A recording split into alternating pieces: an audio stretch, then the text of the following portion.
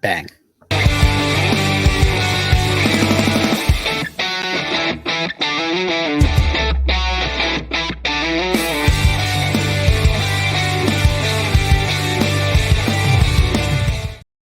What is going on, everybody? Good morning. It is Wednesday, April the 14th. Breakfast with the Boys is here, brought to you by tarpsoftsports.com. Jack Gotzel, Jay Guacamole. Guys, you know, we always try to get the not so fun stuff out of the way first. We're going to continue that trend. Rapper DMX, aka Earl Simmons, eventually lost his battle and succumbed to the heart attack, which was induced by a drug overdose at 50 years old. The legendary rapper obviously struggled with drugs since he was a kid. I think he said at one point he was like forced by older guys to like smoke crack when he was 14. Like he had troubles with it all the time. But you know, the one thing I noticed that was like apparent after he died was just the influence he has on a lot of the rappers now and just what a genuine guy he was. I found this tweet here. I wanted to fire this up because I thought, like, you know, DMX was many things, but you could tell he was a good ass guy. I'm going to throw this up in front of our faces here. DMX once showed up at my hometown Waffle House and mopped the floors for the workers at 4 a.m. He said, the minute you get too big to mop a floor or wipe a counter, that's the exact minute you have life fucked up. Rip to a real one. DMX, 50 years old, one of the rap's greatest. We got a top 5 DMX songs blog at tarpsoftsports.com. Guys, I want to tell you right now, hit that subscribe button and click the little bell and never miss an episode. But boys, welcome back. How's everybody doing this week? Jay, how's everything going with you, big guy? I like the Kraken hat. I feel great. I appreciate the hat. Really, everything's going good. Like you said, it's terrible about that news.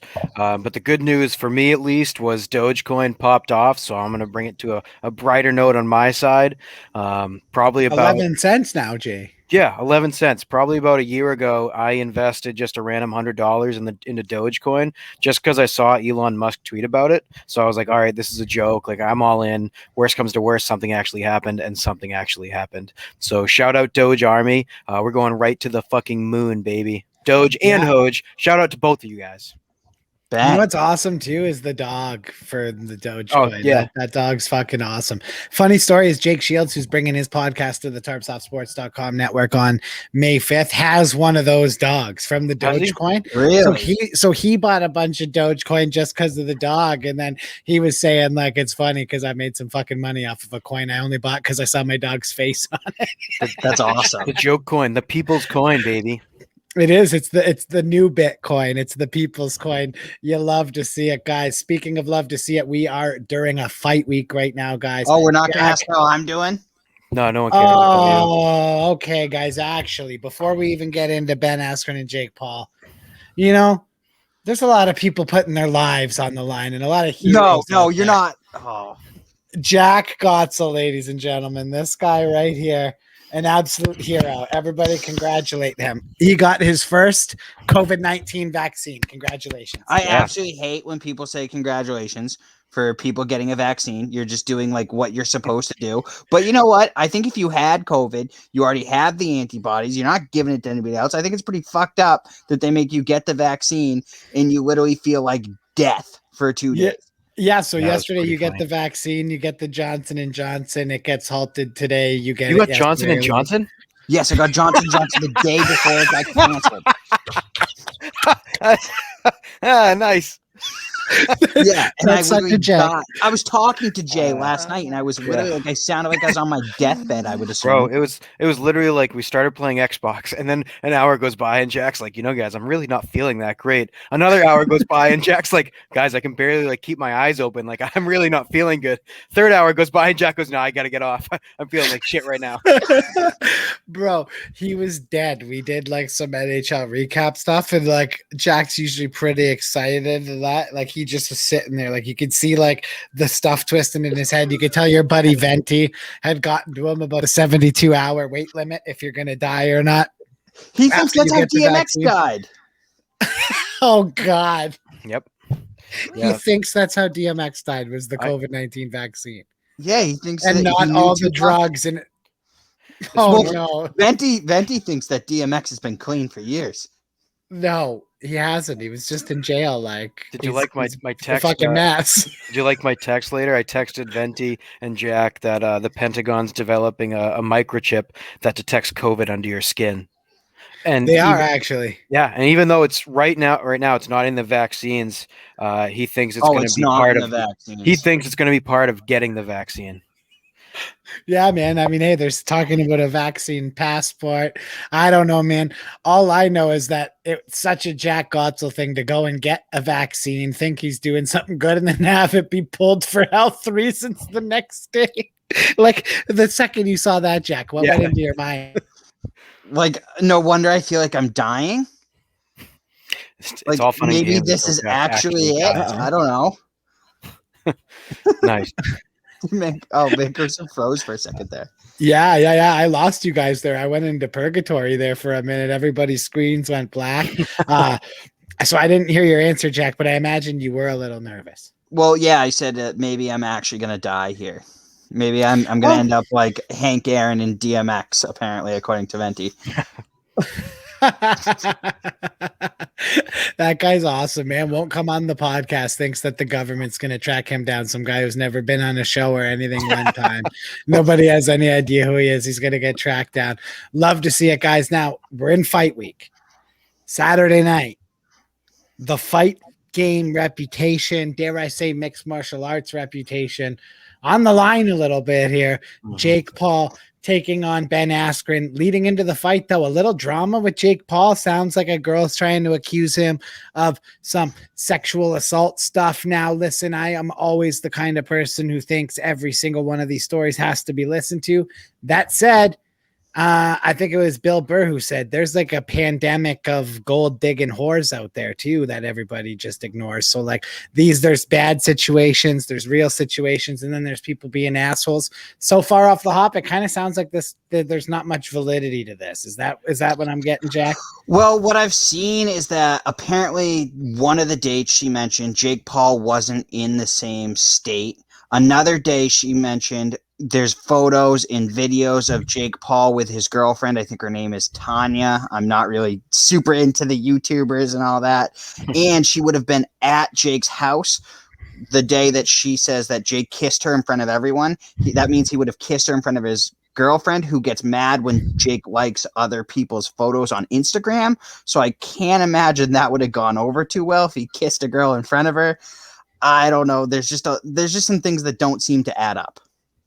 Yeah, hey, listen, these things can happen, man. I'm just saying is like I never know what to believe anymore. You see what's going on with Deshaun Watson down there, but you saw what happened with Patrick Kane in the NHL where the girl tried to like plant a fake kit, and it's just like you never want to disrespect the victims, but when you're on Twitter and Instagram and TikTok and all these other social media platforms, it's like the court of public opinion, you're always fucking guilty before you're innocent too. And like that's why it bothers me. It's like, do we all forget that?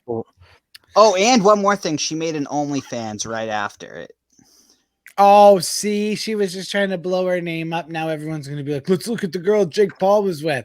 Listen, I don't know. Listen, I mean, hey, I could be wrong and I could look like the biggest asshole ever and I would have to apologize or whatever. I wouldn't, but like I would probably be expected to and for what I said. But it's like, I don't know. Something doesn't smell right here. I think if it was super serious, the fight would be in question. There'd be a lot more panic around it. And I checked into it. I didn't see the panic. Yeah, in my opinion here, like you mentioned, that you never really know what to believe and what not to believe anymore. There's literally a story based off that, The Boy Who Cried Wolf. And that's what I feel bad about, because there really are a lot of gold digging people just out for money. And another example, and then real victims don't get justice. It's like exactly. I shouldn't have said it the way that I said it there with the Bill Burr joke. I was just trying to talk about a serious issue with a joke, but it is true, man. There are a ton of these gold digging fucking assholes out there that'll go and try to ruin people. And then there's girls that actually were victimized and shit. And it's like, because of all those situations, regular guys like us who have never assaulted anybody are like super skeptical on even what to believe, because like as a guy, it's scary, man. Like the second you get accused of something, and like I said, in today's climate, it's like you're guilty before you're even fucking innocent. Yeah, social media, you have to prove your innocence, not like the other way around. They don't have to prove you're guilty. No, exactly. Like a guy comes to me with a photoshopped message about Jack, and he doesn't want to show me the full conversation. It's just like Meanwhile, I'm people. sending all my shit out though. Yeah. You sent me your entire inbox, everything to show me you didn't talk to the guy, and he refuses to send it. And it's like, man, we've seen that firsthand. That wasn't the first time someone had tried to do that to us. Someone tried to pull like a little Jussie Smollett incident on us, and it's like those are the things, man. And it's like these real hate happens and real crimes happen. But when attention seekers looking for likes on the goddamn internet start commenting and doing stuff like that, you never know who you're gonna hurt. I hope this is just a case of maybe like her and Jake Paul hooked up and she's maybe feeling like he ghosted her or something like that, and she's just upset about it. I hope it isn't a serious issue, but whatever happens will happen.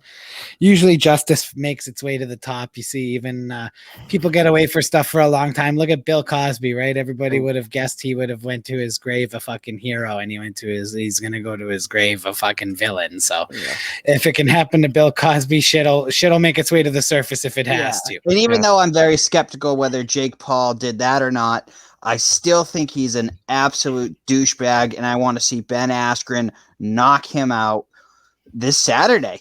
I was going to ask if you thought that A, that allegation would affect him in the match, and B, I know we've had our takes the last couple of weeks, but have your takes changed? Do you still think? I think you took Askren. I think we all took Askren to win. Yeah, I took Askren. I still have Askren. I still do too, but again, we have a professional fighter at our website, right? So of course I've asked him what his thoughts are, and he's talked to some people, and everyone he's talked to says Paul can box. He's like, now what does that mean? He can box, but is Ben Askren going to let this be a boxing match? No, Jake Askren's going to try to make this a fight. He's going to hang on. He's going to clinch. He's going to strike out of the clinch. I really think he's going to try to let Jake try to punch himself out. I still stand with after the first, second, maybe even third round, it might look like Jake Paul's really taking it to him. But I think Askren at rounds 4 through 7 is going to take over. I've called a 7th round stoppage TKO. I'm sticking with it. Ben Askren in the 7th round. Yeah, I think I got Askren too, and the way I see it is the Floyd Mayweather fight versus McGregor. When it was kind of McGregor heavy in the beginning, and Mayweather just tired him out in the end and won. And everybody knew, like I at least knew, like I don't know about you guys, but I was pretty confident Conor McGregor had no chance in that fight versus Floyd Mayweather. So when it looked like he was hanging in, it was like, kind of like a lion playing with his food, letting the hyena nip at him, and then he nipped one too many times, and the lion came and ripped his fucking head off. That's kind of how I think this fight could go. I see this going differently than you two. I mean, if you look at Ben Askren's fighting style, the way he kind of moves almost like a rock'em sock'em robot, and he closes the distance on you really fast, and it's all about that gap control. He's not going to give Jake Paul any space, and I don't think Jake Paul is going to get any momentum to get anything going. I see Ben Askren taking this from start to finish. I know you guys have Paul in the early rounds, but I don't see Paul getting the space to do anything in this fight. I do think that Ben Askren is going to turn this into more of a fight than a boxing match, and he's going to be getting clinch and the ref's going to be warning him early, but he ain't going to stop. He's just going to keep pounding in there. He's going to keep moving in there. He's going to be in Jake Paul's face all night.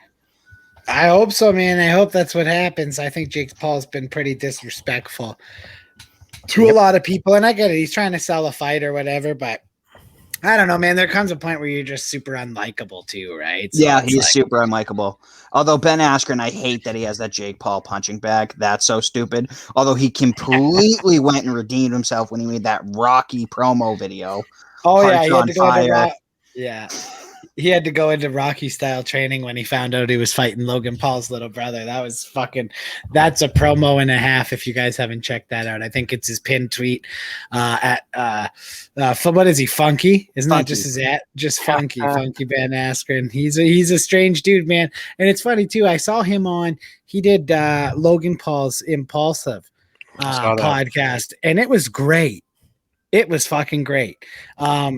he doesn't care. Like, it's a payday for him. It's a fun thing for him to train for and fight. And Logan was like, dude, if you get finished, it's over for you. And he was like, no, it's not, man. He's like, I got the worst knockout in UFC history. And 2 days later, I was completely fine. I was just back running my wrestling camps. Like, that's what I'll do here. Like, he's like, what's going to happen? Some 13-year-olds are going to make fun of me? Like, whatever. Like, he already suffered the most embarrassing loss. Well, because he's actually a fighter, and Logan Paul and Jake Paul can't understand it because like they live in this world where they think they're real fighters, but they're not. So they don't get it. Is Logan Paul still boxing Mayweather? No, that fight is off. Mayweather is actually going to be boxing former UFC, I believe, bantamweight and flyweight champion Henry Cejudo. Yeah, Why? Cejudo, yeah. Why is he fighting an MMA guy? It's going to be probably the stupidest fight we've ever seen because, one, I think this is going to be Mayweather's like first fight in his life where he has the size advantage, and Henry Cejudo was not known for his striking.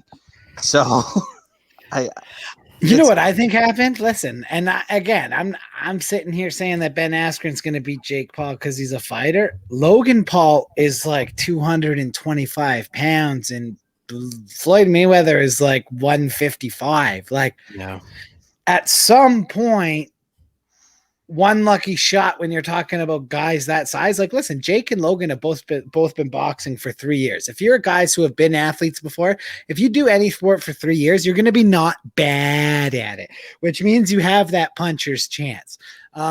I don't know.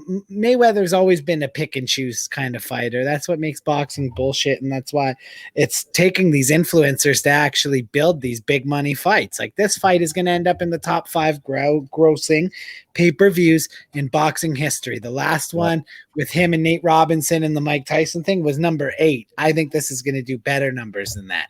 I think the MMA community, I mean, dude, if you're unlikable when you've made Dana White like Ben Askren. Yeah, that's a fact. If you're an MMA guy, I thought that would never happen. I thought Dana White couldn't find anyone he hated more than Ben Askren, and then putting a mill on Jake Paul. Right? Well, joking. Yeah. I don't know if he actually is, but still. And Dana cannot stand Ben Askren.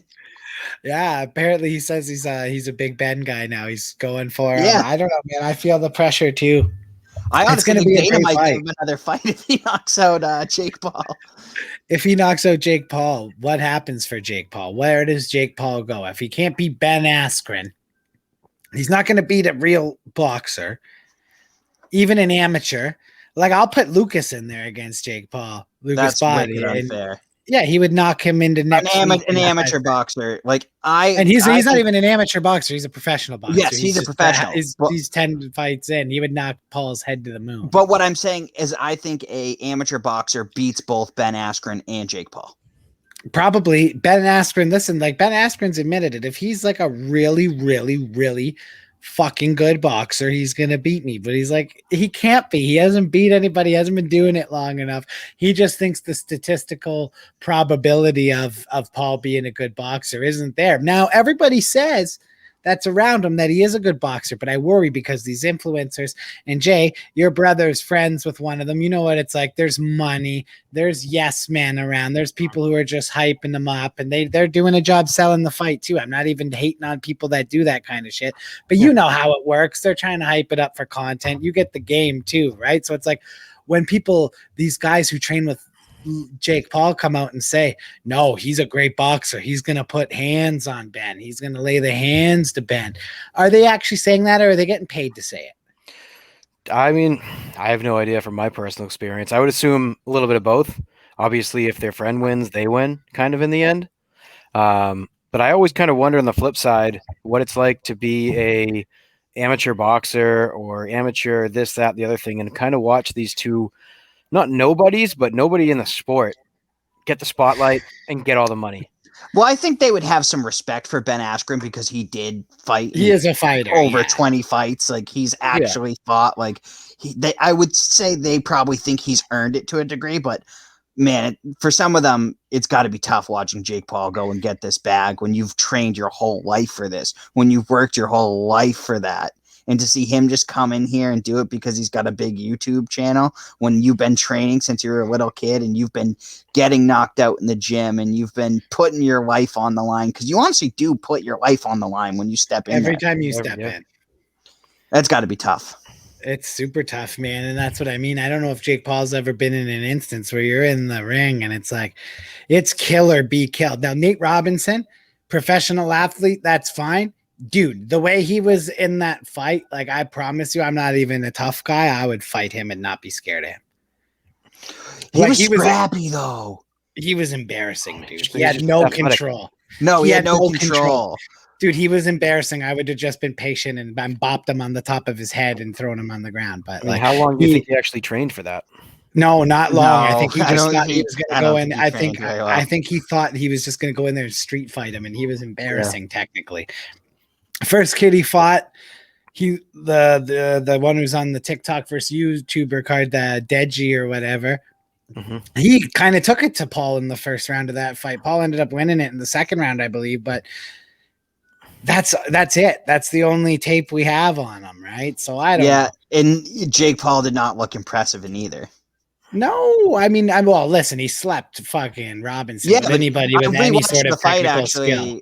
I rewatched the fight like last week, and I was like, wow, he is not a good boxer. That was my instinct. I liked him following through with his punches. I thought he did a good job there. I mean, then again, that's just kind of remembering. Yeah, but he looked slow.